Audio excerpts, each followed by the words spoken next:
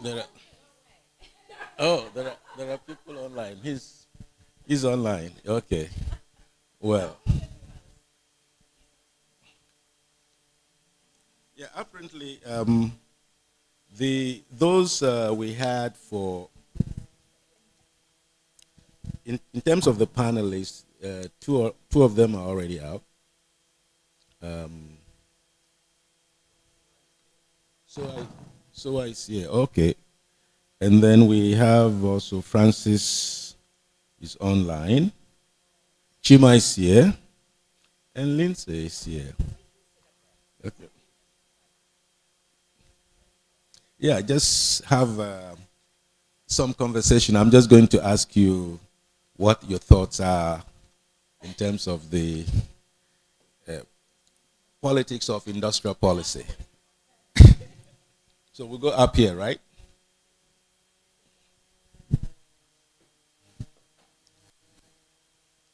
Yeah, I think for the benefit, since we have it, the agenda, we should just. I don't think it's perfunctory, but we can at least have some conversation around the issues that we talk about. And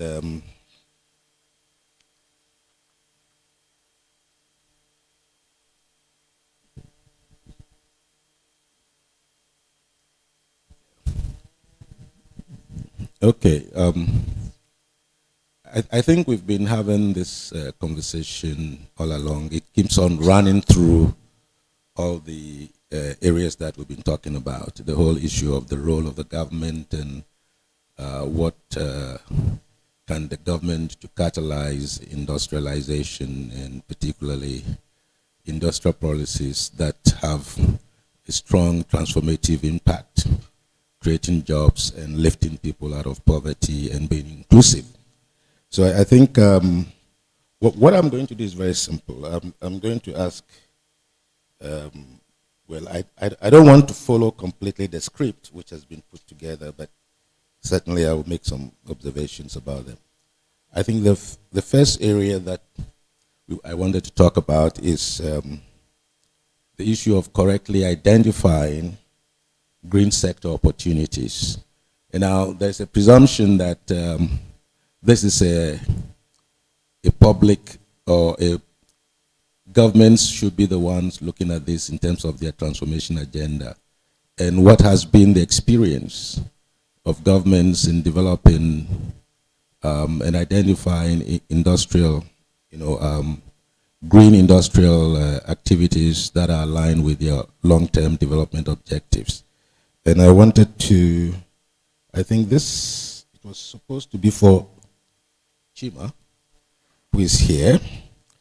And the question is, how do African countries currently identify the promising areas for green innovations and industrialization? Any experience of some good practices and some of the bad practices that are going on? Okay, currently outside of maybe, and it's not my North African bias, I think outside of maybe 2-3 countries, including Morocco, South Africa, Namibia is trying. I think in majority of countries, at least that I work in, the green aspect is really perceived as a nice thing to have at the end of any policy or at the end of any program rather than the heart of it. I don't think there is still an understanding of what Lindsay said really well, which is this is your competitive advantage, right? What we try to do, so for in my daily work on textiles and apparel in West Africa, we try to sell West Africa as the new frontier supply base. So not to redo a China or Bangladesh, but really to build the industry of the future in which sustainability has the heart. But if you ask governments, they will still tell you we need to grow more cotton and we need to bring Bangladesh. They're not thinking in that way. So I think there is an education, pedagogic thing that needs to happen with government constantly. And on who identifies these technologies or activities in green manufacturing, green industrialization, the way, I think maybe we're going to debate this with Lindsay, I think governments have a role to play, but they shouldn't be the only ones in the driving seat, right? And where we're still lacking in Africa, we're still lacking something substantive is the organization of the private sector and the capacity of the private sector to be in the leading role, right? So when we think about automotive industry policies in Southeast Asia, in Thailand, Malaysia, obviously Japan, their policies are driven by the private sector. But then the public sector takes it in and put forward the public goods for these industries, right? We're still not at that stage in Africa. We're still at the stage of policies being completely driven by government and government trying to identify, etc., because the private, so we have a bit of a chicken and egg situation that we need to solve for. But I think that it has to be identifying these technologies and that these activities have to be in a public-private partnership, right? With private sector having the skills, identifying the market opportunities, but then the government coming in to deliver on the public goods that are required for these markets. And we're still not there. A success story that I can talk about a bit is Morocco, and apologies for my North African bias, but Morocco has their solar energy plan, the Ouarzazate plant, industrial park for energy in Morocco is the biggest in Africa, correct? And they have used that opportunity of the energy transition to enter some manufacturing in renewable energy. I think more successfully, I need to look into this in more details, but I think for now a bit more successfully than South Africa. And I think that's a great sort of example that we can look at. But I want to also diverge a bit on other opportunities that we see. We talked a lot about e-mobility, automotive industry. And I really, something that Tobias said stuck in my mind about we're not, it's hard to produce batteries, electric batteries, if you don't have supply base for electric vehicles nearby, right? And obviously you think, okay, DRC, Zambia have most of these materials, so how are they going to produce these batteries?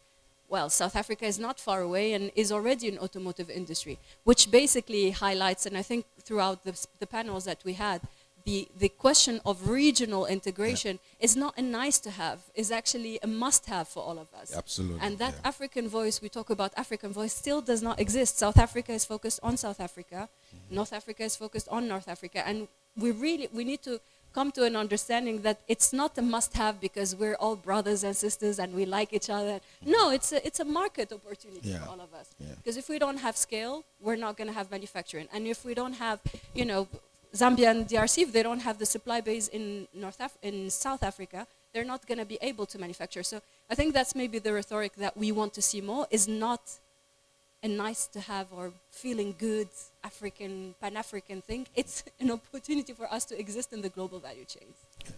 But I'm going to go off script too by responding to a question that wasn't even asked to me. No, but just to make it more informal, and also in the audience, if you want to say something, you should just jump in, because it doesn't need to be just us sitting up here talking at you. We just happen to be on a slightly higher stage, but we're all talking to each other. No, I agree. There is a role for the government to play, but even in what you just said at the beginning, Chima, there's a problem in many countries, not in all countries, and it also differs by sector. But I think the key is technological forecasting, which is not a word I made up. It actually is in the evolutionary economics literature that comes out of the 1980s that looked at what Japan did. And the way that Japan caught up at the end of the 1800s, okay, Japan industrialized on the heels of the West, not much later. And it did that by adopting the technologies that were invented by the West, mastering them, and then doing them better, and then inventing itself. And in looking for opportunities, it engaged in technological forecasting, or what I have just referred to more simply as windows of opportunity, which is also not my word, but comes from an amazing female economist called Carlota Perez. But the problem is, who can do the technological forecasting in African countries? Okay, South Africa can do it quite well. TIPS, you saw Gaylor, he works in a government institution think tank. But for me, it's not, is it the private sector, is it the government? Because if you're in a situation where neither is capable of doing technological forecasting, where does it come from? Yeah? So it's who can initially lead that process, and then the government could come in. And I actually do teaching to government officials through IPPM in South Africa, and I was mentioning this, and they actually all got it. But it's then taking the technical, like employing people in the Ministry of Trade and Industry, and them learning how to do technological forecasting, but also as the development bank guy, who I think left, Prince, is about forming partnerships. But in many sectors, they don't actually already exist in African countries, or they exist as SMEs who cannot lead in technological forecasting. So either it has to be large firms like Uniwax who are already there, or if it's in a sector you don't yet have but you want to have, it's going to have to be building up some basic level within the ministries by technocrats, either by educating them, paying them more, prioritizing certain sectors, or bringing in diaspora, and then also making linkages with foreign firms initially. So if you don't have a Uniwax or a firm with pretty high capabilities, a large firm, then I think it has to be done by pockets of technocratic expertise, which have existed in countries at various moments. Even Ghana had some amazing technical expertise in very specific sectors and very specific moments in time, which were later destroyed. But building up these pockets and then working with foreign firms and foreign investors because they know the windows of opportunity. And then I think, as Bezat said, the opportunities for local firms and local investors will come in on that. Some organic, we can debate whether it would be completely organic or also require some, additional government incentives. But I think that's really the question. Who can do the technological forecasting? Yeah. I think this is the chicken and egg issue here, where we're saying that we need a strategic direction for economic transformation. Now, who leads in this process? There are, as you rightly said, there are some organic developments that are emerging, but the extent to which you can go fast enough, if it is not really an entrepreneurial government thinking about how do I compete in the global scale, and what are my initial comparative advantage, and what should I do?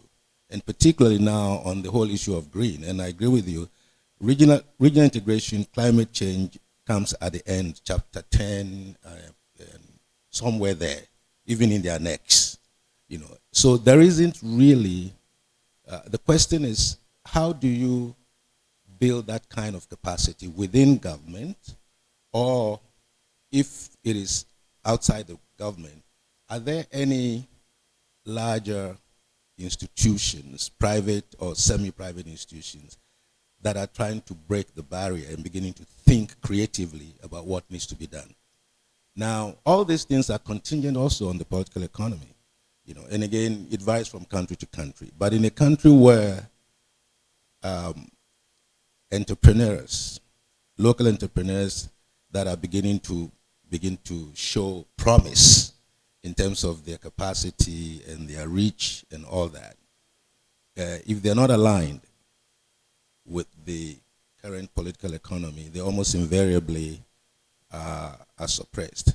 So there is this ongoing challenge, and I think this is where it's really a quintessential question. It's a question that we need to continue to interrogate and see whether there are any nuggets of ideas that are emerging within the private sector that can be. In some cases, basically what you can do is, if you are able to, in a subsector, if you're able to have a situation where you have clusters and one or two companies are showing promise, but are still hovering below the radar and also trying to engage outside the national boundaries to be able to have a sort of a fallback strategy, then eventually as they grow bigger, because they are no longer just anchored in one country, they can continue to work. Because many times,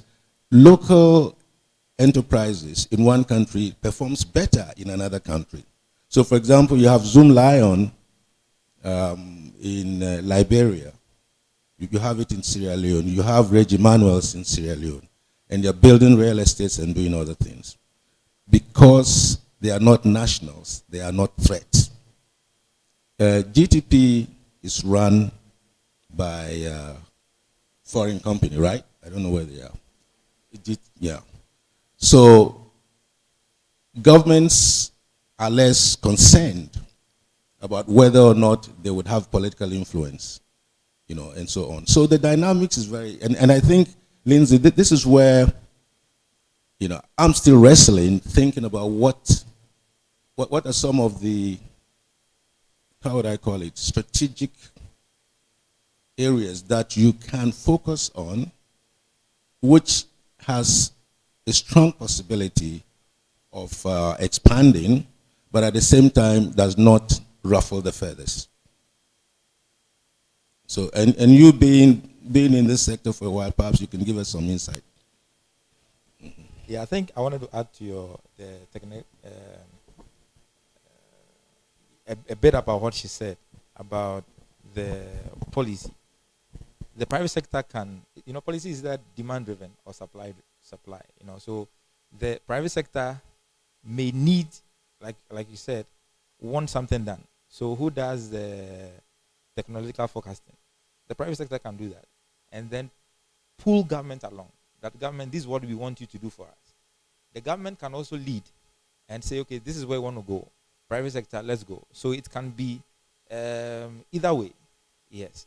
I quite remember, I think earlier this week I read a story about Zoom Lion. You mentioned Zoom Lion, that they are retrofitting their about 1,000. They had an agreement with Zero Knox in the US, and they are retrofitting their refuse trucks from diesel to electric. Yes. So, I mean, that is an initiative they have taken. Of course, they pulled government along because they contacted Ministry of Transport. So they have pulled government along. So it can either be demand driven, like the private sector says that government, this is what I want us to do. So with technological forecasting, the private sector looks ahead and see that no, this is where we feel we want to go. The government can also do the same, say, okay, this is where we want to be in the next 10 years. Private sector, let's go along. So it can be either way. It depends on who is leading. But I think, someone must lead, whether private sector or government. So just to go further down the political economy issues, because I know that's what the question you have for me, because I wrote a whole book about it.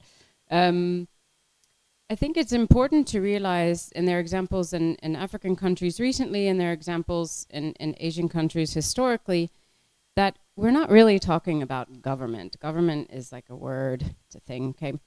Most policies, ideas are led by a very few people, okay? And those of us who know Ethiopia, we can say Arkebe, right? I think it's a fallacy to think the state or there's a large group or whatever is written on paper, that doesn't happen. Ideas, and this even happened in Korea and Taiwan, ideas were driven by a small group that had enough political influence at a particular moment in time, and then post hoc rationalized, okay? Ethiopian government did not have a policy paper on industrial parks.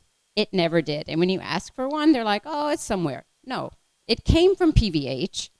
The government decided to try it, and then they liked the idea, and then they rolled it out, and then they rolled it out across too many sectors, and then the thing almost collapsed under its own weight, which is a different story. But the point is that when things really happen, there's no policy paper for it. But that doesn't mean that it's not driven by research and ideas. There is a lot of research behind Arkebe's ideas and his own, studying about it. So first point is, don't look for the paper. If there's a paper, it's never going to happen. But the real point is that things are driven by a few political, what I call ruling political elites, because they don't have to actually be holding office or parliamentarian, but they have to have enough political influence. But even then, I think it's important to point out that that doesn't mean there's not political contestation. So when I was reading about Japan's early investments in textile, there were moments when political elites wanted to oppose it. They said, we're putting too much money in this, we shouldn't do this. But those who were supporting the investments in textile won out at that particular time. The same thing in electronics in Korea. There were people who opposed giving subsidies, but those who were pushing it managed to win out, often serendipitously because something happened to prove them right at the right time, in the right moment.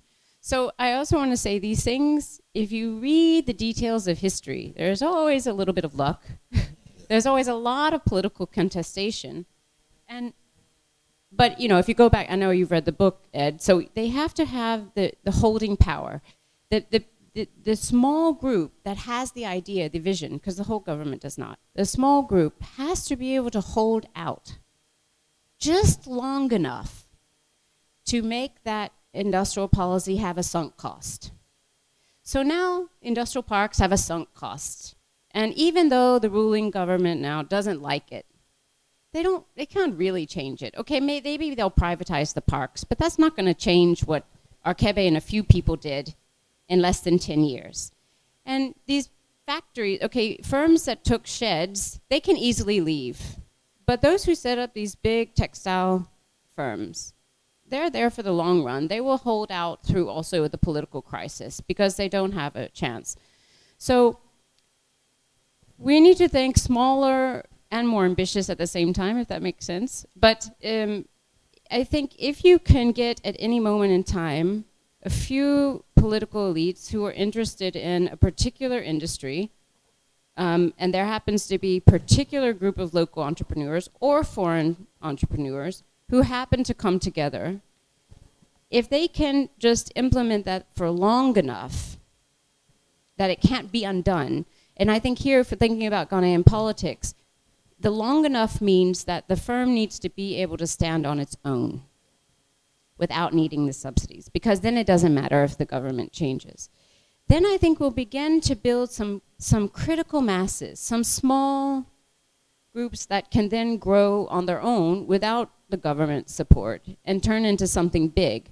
So I never really liked Bill Easterly, the American economist, but I think he had something right when he said, stop thinking about big plans, big projects, big things, and just look for some small things that you can get to work, but not small in their importance, like in key critical sectors or industries, something that can then germinate like a seed and grow. And then you need to know the political, context of the countries, and you need to see windows of opportunity, both economically and politically, and both are difficult. You need technological forecasting, you need political forecasting, I guess, because windows of opportunity come because at a certain moment in time, global competitive market dynamics have changed.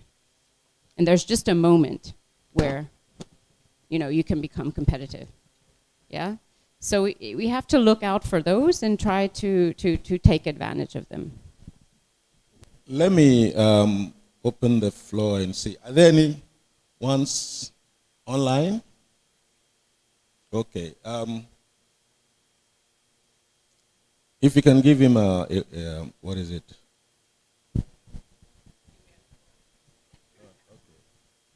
Oh, all is here, right? Yeah, all are here. Okay. Thank you very much. I want to start from what Prof said there.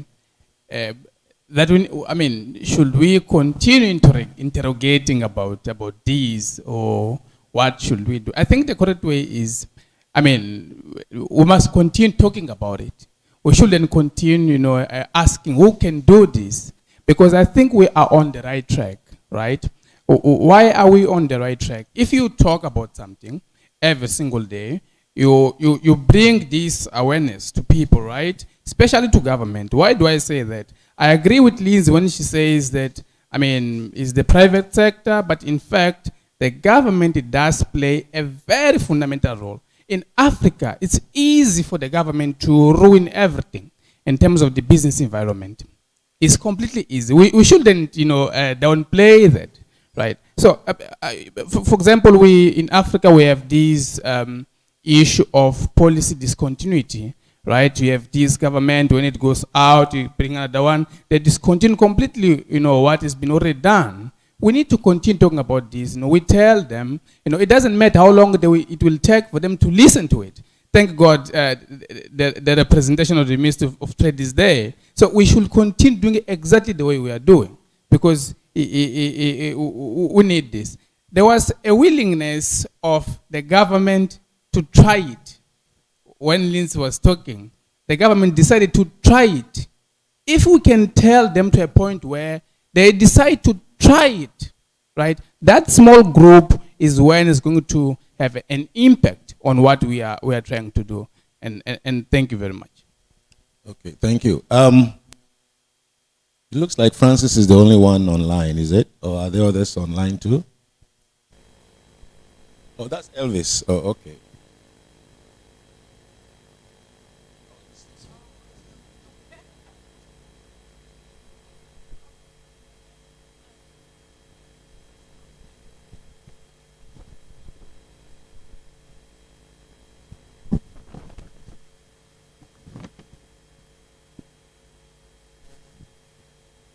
So I just wanted to build upon what Shima said, because I think, you guys, of course, are more involved in government policies that even go beyond countries. And in my case, it's more a practical example of what we are facing and what we have done ourselves at Uniwax. So for the factory, we need steam. Previously, in 2017-18, we used to generate steam by gas through our boilers. At that time, we made a business case where we have invested close to 4 million euros to change to a biomass plant. So today at Uniwax, well, unfortunately, Lindsay couldn't see it, but we are actually burning rubber tree chips, which are abundantly available in the Ivory Coast, to create our own steam. And I think in hindsight, this has been a great investment for us, because it has made us, first of all, independent of gas, and also much cheaper, and third of all, more sustainable. Now, the sustainability comes at last, and that's what I wanted to build upon, because the question is, does the government see these kind of investments truly as a shift, a change, a vision, or is it like a nice to have? And in our case, we did get no support to make this investment happen, but we did it nevertheless. Now, this is just a tiny minimal example that I'm giving, but it shows a bit in what kind of mindset the governments are considering sustainability. So going through green, is that something that can make the difference, or is it like a nice to have? In our case, for this particular example that I gave, I think it's just a nice to have. But if you want to make that, create that advantage, that competitive advantage, and you truly believe in it, then I think that is where the government needs to play that facilitator role. Because if not, change doesn't happen out of itself. Well, you have some exemptions, but that's all about it. And the change will then only happen if there's financial sense to it. I'm from the Netherlands. If you take the electrification of cars, which went from 1% to 10% in a few years' time, that only happened at the cost of those people who are still driving today normal cars, because the government is taking their tax money and investing it in the advantage of the electrification of cars. So my point is, yes, let's not wait for the government, but I think that then you need policymakers also to truly believe that it is an added value to the government, to the development of the country and the industry. If not, I think it won't happen. Absolutely agree. Governments are followers on innovation, right? I think that's how we can summarize it. And in the case of the green in Africa, they should be opportunistic about it as well. Because again, they don't see it as something, we talked about the gas emissions, right? African leaders do not see it as something that they need to solve for. And rightly so. But then they need to be opportunistic about it to crave a place for themselves in the future. But I absolutely agree with you. Governments should be followers, but we need to have people within government who listen and who see where this innovation is coming from and where the technology forecasting is coming from, and then can drive some change. Again, what I call public goods for markets for it to be scaled up at the national level. Absolutely. So any other comments on this particular issue? I think, Lindsay, you had already answered the question I was going to ask you. You actually prepared this particular session, so so you've answered it well. And I think the balance between what role of the private sector, I think, again, sometimes it's serendipity. It happens like that. But at the same time, I think what is also needed from institutions like yours and ours and all that is to be able to advocate, particularly since we are the cutting edge of the issues on global, dynamics, to be able to advocate with governments on some of these areas where there's clearly a very high opportunity cost for the private sector, but then when government comes in, it's able to understand, and again, to support government in terms of building their capacity to understand some of these issues. Always policies come after, in most cases, because innovations are going, and then before government realizes, okay, now we need some regulation, something to make it work, and so on. So I think it's very important that that happens. Just wanted to add one thing, just struck me. It's important to say that when you have seen governments that have been proactive, right? Usually in tandem with the firms, so not necessarily in front, but proactive and say, we're going to support this industry and this is how we're going to do it. They also just didn't pull that out of nowhere. They are often copying somebody else. All of Korea's industrial policy has been a copy of Japan. Every single one of them. And so when I look historically, sorry, I love economic history. I think we learn more about our world through economic history than economic theory. I think one of the reasons which African countries have struggled is because they don't have someone to emulate. Because South Africa has been a pariah or no-go area it was not something to imitate during apartheid. And not having that regional leader. I think we've talked about this a lot, and people have said it, we need a regional leader, but have not really quite understand why.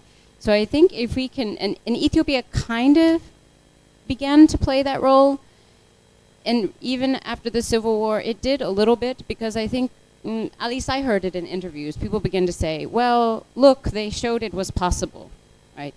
That if you had something, they did something and no other African government had done in a very long time. So another way, to get out of our chicken and egg problem or our low equilibrium trap or whatever you want to call it, is to have one example that then is, a model for others. It can be at the firm level, it can also be at the industry level, it can be at the government policy level. So, operating on multiple levels, both in terms of policies and demonstration affects industries across countries and firms within industries. But I think rather than looking for the silver bullet, we just have to support where we can as many things to get going. And I think they will have demonstration effects, and also at the government level. So, I keep telling the story of PIA, which is very much driven with government support, and Chima can say more about that than I can. But I keep hoping that that might inspire some other people, not governments, but people in governments. Like, would someone in Ghana stand up and go, it's Togo. If Togo can do it, we can do it. No. It's competition that drives as well. Korea is like, we have to do better than the Japanese who colonized us. There was a motivational factor, So I just hope that if we can get just a few success stories, then we can get a dynamism going on its own without us pushing, the ball up the hill, the Sisyphean task, and it keeps rolling down. It will just go on its own. Do you see Mauritius as an example? No, of how you moved from sugarcane to textiles? No, because it was at a different moment in the global economy, and I can send you a whole paper on that. But we can distill lessons from it. But it's too long ago to form something, to germinate an idea. But rather, if we can get some Ghanaians in the Ministry of Trade and Industry to go and visit PIA, like people did to Ethiopian industrial parks, and say, okay, the Ethiopia example is difficult because it was very expensive, right? Yeah. Very expensive. But the PIA one is not so expensive. So I think if we can get some learning and get them to go, I think they have to see it. Yeah, You yeah. can't see the Mauritius experience now. And also the dynamics that drove it don't exist today. But if we can get them to see something in real time, I think it might. I'm going to take another example, though. And again, it's not because I'm from North Africa, but I think the Moroccan experience is a bit downplayed in the rest of the continent. What they've done on the automotive industry is spectacular. There is just no, for me, there is no other words for it. And it was 100% driven by public investment. The Tanger Med and the Tanger Med, so composed of the industrial park and the port, are a success story over the last 15 years. Potentially the one of outside of Ethiopia, because obviously Ethiopia, what's spectacular about Ethiopia is that started from so low, right? Whether North Africa is a bit more industrialized. But I think that's another success story that Ghana, as you're entering automotive, you need to go to Tanger Med and see what they've done, and the whole railway, the whole industrial infrastructure, how it was financed, how they've used the resources of the phosphate to put in the industrial infrastructure. That's something that we can learn from. But just to add to that, there is, I think, an equilibrium between collaboration and competition that we need to find, and that is healthy. The success of my neighbor is my success, but it's also my stick to work harder to become better than my neighbor. And I think that's how we should see regional integration. And that's why regional collaboration is very important. And if you go to our website, you would see our third African Transformation Report, which talks about integrating to transform and the need to look at the regional public goods. And I think there's also an ongoing conversation around how the North Africa and the sub-Saharan part of Africa can collaborate, because there are a number of good examples of what has really worked well, which can be experiences and lessons for the other countries. And I think this is a conversation which is still ongoing. But if I can hear from you, yeah. Oh, yeah, I think from what Chena has said, before we developed the policy, I wasn't at the ministry, I was in Japan learning the economic miracle. Yeah, and what I heard was some of our colleagues went to Morocco and South Africa to understand their policy regime. That also helped us develop ours, because you need to learn from what others have done. Like you said, Japan learned from the West, Korea learned from Japan. So definitely there should be somebody you should be learning from. Don't reinvent the wheel. It's already there. Just, you may not copy, you may not look at the whole gamut, but maybe specific industry. Learn this about this industry from this country. Then you go to this country, other country, learn about that industry. So there's a way you can go about it. So I think Ghana, I think we'll do our best. As a ministry, we are training people to learn from other countries. So definitely, I'm sure. Okay. Yeah. Yes. To have the technocrats have the knowledge, but if they don't get the political support or a bubble of political support, you laugh. Yeah. And also in who goes to these, study tours also matters. If you are taking the young guys who are very technically sound, but you do not have any kind of influence, then you have a problem. But let's go quickly. Is it Francis, right? Francis is not in? Oh, okay. So I was going to ask a question on AFCFTA and regional integration, the political economy issues, but I don't think he's here. So, and he's one of the speakers, right? Oh, he's just joining. Okay. So it just means it's the three of you plus one. Okay. So are there any other questions on this issue? I think the jury is always out. But okay, so there are two people. Charles, and then we have, what is your name again? Jordan from TBI, right? Jonah. Okay. Jonah, yeah. Okay. So for me, it's about, I kind of side with Lindsay, that private sector should be driving this. And the reason for me is that politicians always deal with numbers. So what we probably also have to do is that there's a role for academia and probably policy institutions. If we can produce the kind of information, the kind of research, especially the direction, and then we engage private sector, they have the numbers. Trust me, I mean, we've seen them. There are a lot of bills and policies that have been pushed when the private sector is damn serious about it. The politicians really can't do much about it. So it's one way, I think, that we need this third part, because it's always a conversation between, is it private sector or is it the government?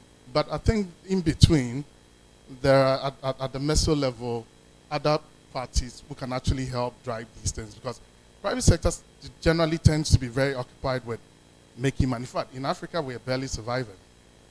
So taking our time to go and think about green industrialization, unless we are introduced to it in a way that we think it makes commercial sense. So for example, if I'm going to retrofit my energy usage into a renewable one, and I can see the returns clearly. And this is what I know institutions, especially those who have been doing solar financing, they try to demonstrate this to companies and institutions that are using the grid, to tell them, okay, if you make this capital expenditure over the period, you're probably going to be paying less than 5 cents per kilowatt hour. That makes sense. So we need that kind of data and that kind of analysis by, whether academia or policy people, to really get the private sector to engage. Then for them, once they really know that this will work, they'll make it happen. They're actually always ahead of government anyway. And we saw this in the fintech space. It went way, way ahead, and it sponsored its own regulation. And this is what we saw here in Ghana and even other African countries. It sponsored its own regulations because government was nowhere close. And because government was worried about how the fintech industry was going, they sat with them, and the regulations and the policies we came together. Secondly, also the issue of development, different development partners looking at different things and engaging government. So you see that there's a direction by, for example, the World Bank. You see something also being done by probably UNDP and all of that. I mean, when there are just too many things, like the moderator said, at the end of the government is going to be sending all sort of people who really come back without gravitas, and nothing happens. We must drive these things, and I think that African-led policy institutions can drive these things rather than getting all these institutions coming in because they're the ones who are going to be funding some of these initiatives. Thank you. Yes, Jonah.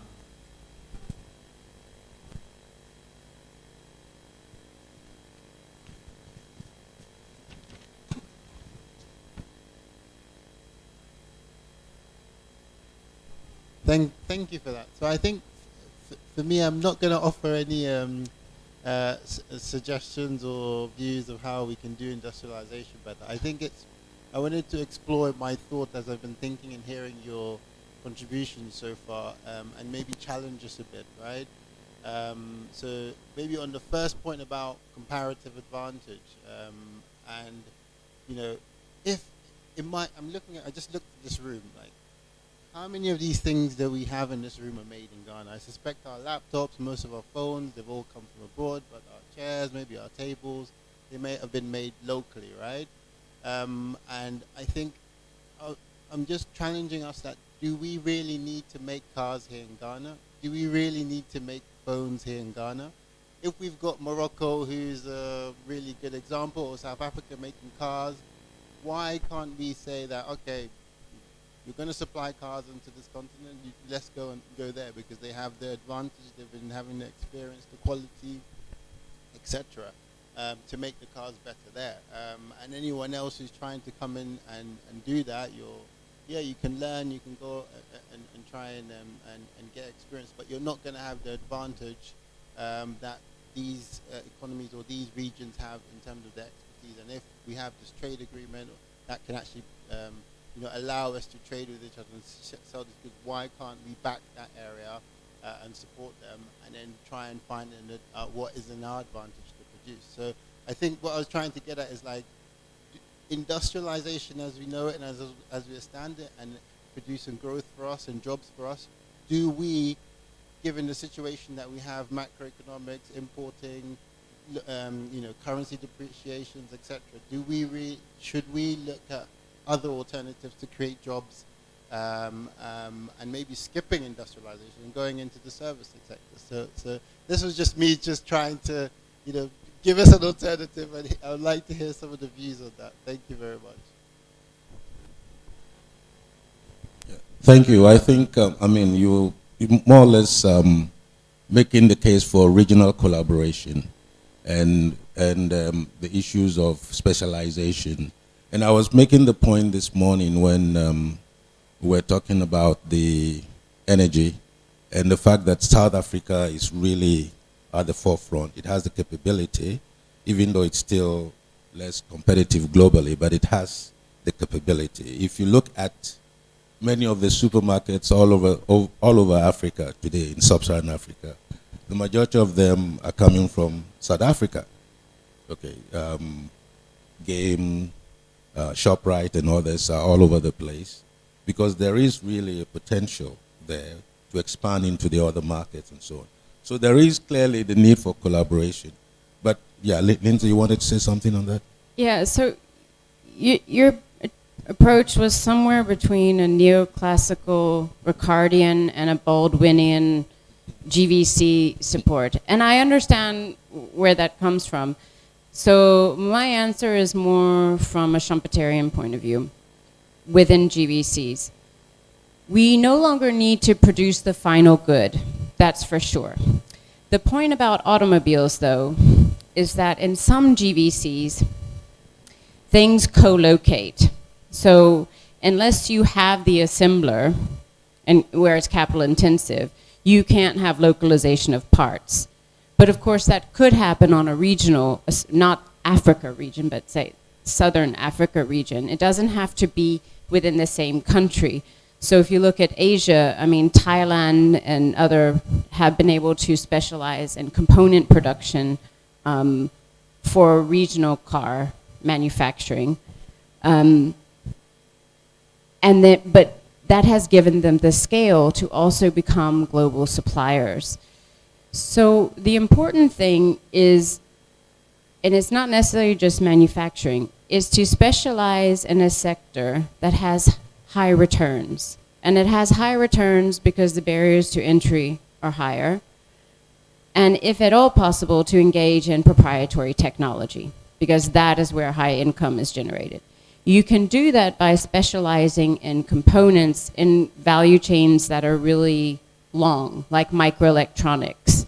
So Taiwan has a few end manufacturers like Acer, but it also has first-tier suppliers and major components of microelectronics. And microelectronics is so complicated and the parts are modular and they can be used across. That specialization in a certain kind of technology, even in a smallish country like Taiwan, drove high incomes. So I think when we then take that knowledge of what is it that drives catch-up industrialization, it's proprietary technology in high barrier areas where there's less competition. As Schumpeter said, wealth comes from imperfect competition, not perfect competition. Then we have to say, in African countries, what parts can they specialize in? It may not be manufacturing, can be IT services, but they have to get into certain areas where it's based on technology, or what Alice Amson called knowledge-based assets, right? So it doesn't literally have to be manufacturing, and there are large parts of manufacturing which generate no wealth, like apparel assembly. So we're not saying the old kind of, 1950s, kind of ideas of structural economists who were talking about industrialization, but we still have to get into those areas. And in some GVCs, it's really hard to do that with none of the supply chain. So that's when you get into some complications about, okay, so yesterday we had a discussion. Can you get into battery cell technology without EVs? Yeah, it's difficult, right? So you can't just pick a component. You also have to have an industry ecosystem. And then that's where it just becomes a little bit more complicated. But Lindsay, let me push you a little bit on that, because you're talking about the automobile industry, and when we see the trend in assembly plants in Africa, they are all ICE. They're still ICE.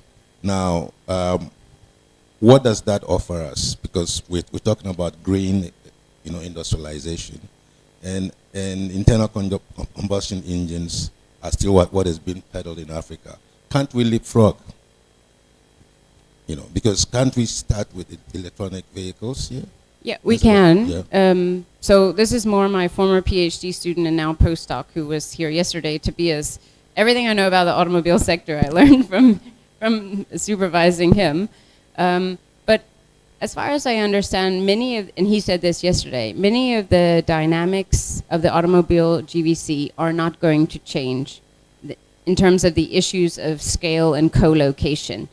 So the fundamental technology driving wealth creation in the GVC is changing from internal combustion engine to battery packs. And if you produce that component, you will make the most money. I mean, Hyundai knew this. That's why it moved into engine parts early, because you can have all the other parts, but if you don't master the core technology of the component, you will not move to the highest. So, but the rest of the supply chain won't, as far as I understand, is not going to change dramatically. And as Tobias explained yesterday, when you have heavy capital-intensive types of production, it's more cost-efficient to co-locate. So that's why he was saying that you couldn't just produce battery packs or batteries. Battery cell is actually the core technology, right? You still need to be next to the EV assembler because you're not going to be shipping that stuff all around the world. And then the battery pack people need to be not just next to the cell, but also have the cathodes and the anodes and all the other things I don't quite understand, but all those different parts. So even though we've been talking about fragmented global supply chains, this is actually varied. So while microelectronics has been a highly fragmented, okay, that's not even actually true because it's been predominantly in Asia, but let me say it in a different way. The components are more standardized. So one firm could specialize and then ship that, and they're also small. So microelectronics as a global value chain actually provided a lot more opportunities for driving wealth capture than automobiles ever has done. And this is where it goes back to, we need industry expertise. You need to understand there are differential opportunities in global value chains. It's not all the same. And then look for those opportunities where you could enter. And I just think automobiles is not one of them. So maybe he's right. We have to say that's just not one of them. And maybe, yeah, we don't need automobiles. But I think African governments that have lacked that industry-specific knowledge have just reached out for anything that looks like manufacturing without actually understanding the differential gains from it. So, we can get automobiles. That must necessarily inherently be good, without kind of thinking, how are you generating and capturing wealth in a global economy? Sorry, can I just come back very quickly? Is that okay? Okay. Yes. Go ahead Just and then very, two more. just very quickly. It's just the point I was trying to get at is on the supply side, you need people who with Mike a little bit. you need people with skills to do this, right? And these are high skills. I'm just thinking, okay, as a young person, maybe you could be going and doing that and seeking those opportunities in the agricultural space, and then that can benefit and have the impact and development that we care about more in that space. Or, we know in the recent, pharmaceutical and drug production and vaccines and what happened during the pandemic, right? So maybe those skills are better and training for us to channel our young people and give them the skills in those sectors where it can benefit us. So it's just... That was an angle I was going to add, because economic transformation obviously is a lot about catch-up and labor productivity and technology appropriation or technology creation. But it's also about, there is a part of it that is about the economic model for your society and what type of jobs you're creating for your labor force. And where is your labor force? where's the skills of your labor force today? What you're raising, actually, for me at least, contradicts your previous suggestion of let's move out of manufacturing, go to services. Because if you look to services, there are two types of services. And unfortunately today in Africa, from the north to the south, the one sector that is creating most of jobs in our economies is wholesale and retail. It's a service industry, isn't it? But it's absolutely not organized. You don't have any human capital accumulation. You don't have any technology accumulation in that sector. So you don't have the engines of growth that you want to see at scale at a national level. And yet that's where our labor force is going. Why? Because it's easy. There is no entry barriers to these sectors. You can do whatever. I can, in Ethiopia, the women will sell injera in the street, and somewhere in Ghana, in Kenya, they would do ugali and send it to every. That's what's happening in our labor market. So the question, if I was a policymaker or someone who cares about the development of my country, where is my the youth who are entering the labor force? What type of skills do they have, and what type of sectors can create the jobs that can now absorb them, but also help them develop some human capital and some technology and some know-how that they can use then to catch up, to enter new activities. And if we look to services, you have either the wholesale and retail and those type of services, or then the high-end services. And when we look to the skill composition within financial ICT, it's only people who have master's degree and plus, or bachelor's degree. How many are we in the continent? We're the 1%. So are we creating an economy for the 1% and then urbanizing everyone, and then maybe the 1% are eating and whatever, and the whole of the rest of the population is servicing them? Is that the model that we want for our economies or not? They're going to Europe, exactly. So I think that's a fundamental question, even like moving away from manufacturing, blah, blah, blah. This is the fundamental question that we're asking. What type of economic model and societal model we want for our economies? Is it an elite-driven? And I wanted, Charles made me think of something, is that we need exactly the elite, because I think that there are a number of factors that determine a country's development. The quality of institutions is one, human capital is one. Within the quality of institutions, there is the quality of elite and how much the elites are actually servicing their countries. And if the elite is only looking for the hype of services, because there is a hype, because manufacturing is difficult. It requires engineers, and services there is a hype around tech. When we talk about tech, right? We're not understanding technology as Lindsay is talking about. No, we're generally talking about coding and putting some app online and being, it's hype. Okay. Our elite is being in that hype. Would that hype service us? I doubt it. And I think there is something to do around how to get the elite into the real technology.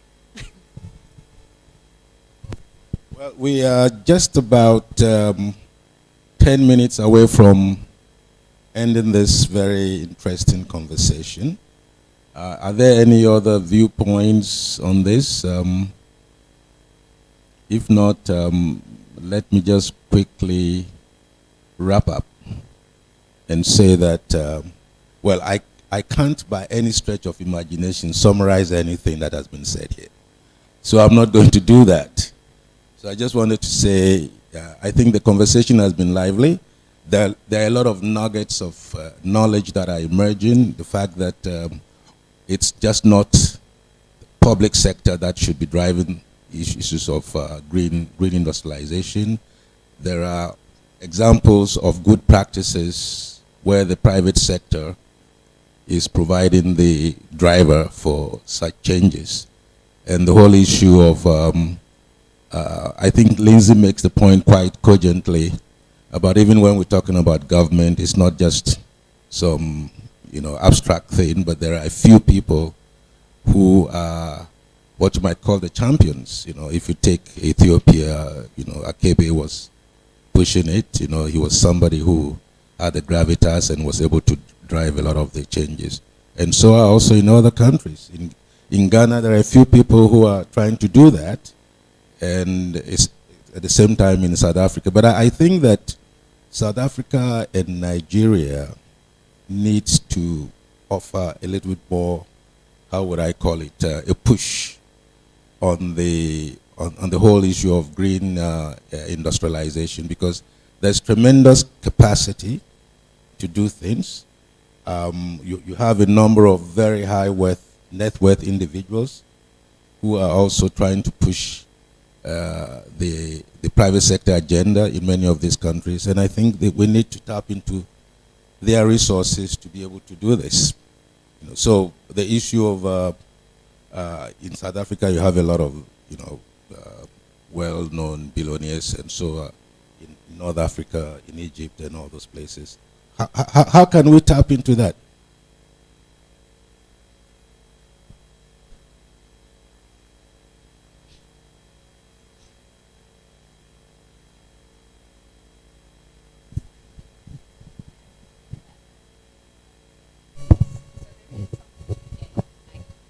It's surprising they have a lot of interesting high-tech stuff going on. But what is it? I don't know. I'm just interested. Why? Maybe I'm missing something. What does Nigeria have? But that's a lot of people. Well, beyond the market, I think there's a lot of private sector dynamics, going on. And I mean, again, it's a question of how do you influence. There are a lot of net worth individuals that could be influencers. So I mean, are we trying to harness this and direct their attention to some? So they have the capital, and South Africa has the tech. So let's put the capital and the tech together. Woo! And then we can do something. Okay, so thanks everyone. I think this has been very fruitful 2 days. I'm going to ask Linda to summarize. She has been the brain behind all this, and we want to thank her immensely for all the 3 very constructive, insightful workshops that has been held, Copenhagen, South Africa, and Ghana. I cannot claim all the credit, particularly not in South Africa. That was Pumzila and Fiona and Elvis who was here. So it's very much a team effort between University of Johannesburg, Copenhagen Business School, and also ACID, although you came a bit later, but Charles was there from the beginning. So it's a tripartite, not quite in Africa, but effort. It really began, as I said yesterday, an attempt to bring together researchers who are working on industrialization and industrial policy in Africa, because we're not actually that many, and we need to be more. And then also to grow that network and share our research, but also to broaden that network, so to have think tanks and to make linkages with firms and industries as well as government policymakers, because in the end of the day, well, I can only speak for myself and my group, but we are not academics only for our personal career to publish articles and get a promotion. We actually work on what we work on because we think it's important and it can make a difference. But if we can't get that research out there, then it seems a bit defeatist. And so I went through a period of sort of nihilism. What is the point of doing all of this? So instead of being a nihilist, then I said, well, let's try to do something with our research. Let's try to get it out there. Because it's always been this usual suspects that give policy advice to African governments. And I think, and that's been the World Bank and the IMF and former DFID, and they all said the same things, and it was the same ideas. And unfortunately, Japan has not been really good at promoting what it actually did. And now it's so far ahead anyway, it doesn't really make sense. So the idea was just trying to grow our network and to turn our research into forms that could be digested by non-academics through presentations like this, also through policy briefs. So there were copies earlier, they're also on the website. So now we're trying to continuously think of, and we brainstormed a bit about this yesterday, to put our research into forms that can reach outside of academia. So we're going to build a platform, and we'll have on there, various small sizes. So you could go from the 800 word version to the 2,000 word version to the 70-page word version, doing podcasts and blogs, and just trying to get these ideas out there, because if you do have politicians who have a vision. Sometimes they also need help in the ideas. And if those ideas aren't yet in the private sector, in firms, in countries, because you don't yet have an industry in that area, then also trying to bring in ideas from outside the country. So this is what we have been trying to do, and we will continue building our network. I think we've already expanded it through this workshop. Yeah, I don't think I have anything else. Charles, do you want to add anything? I mean, future next steps, I don't know yet. Elvis is actually leading on that, where he was here. Yes, so it's basically just trying to keep doing this, and also we have to have sources of funding to do things like this. But having, I think, the platform where we can provide inputs, continuing to bring people together and network in different formats and get ideas out there and bring together people who have ideas. And Chima does her own work and do different organizations, but I think the stronger, as I think was said earlier, the bigger the network, the more we say it. Santos said, say it over and over again. We hope to have some kind of impact. Thank you.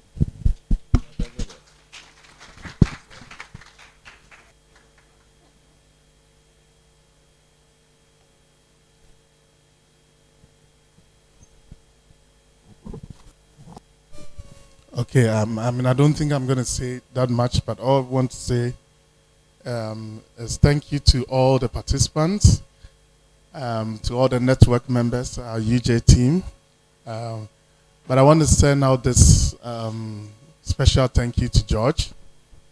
George joined Asset early this year, and he made this happen. I mean, I've been so busy, and Lindsay, I was at a point in time, I thought I was going to disappoint you, but George made it happen. So just to say a very big thank you to George, and give him a hand of applause. Yeah, okay. So thank you all for coming, and I'm sure, as Lindsay said, one of the things we want to do going forward is to also engage some more. So we'll keep the engagement. Enjoy the rest of your day.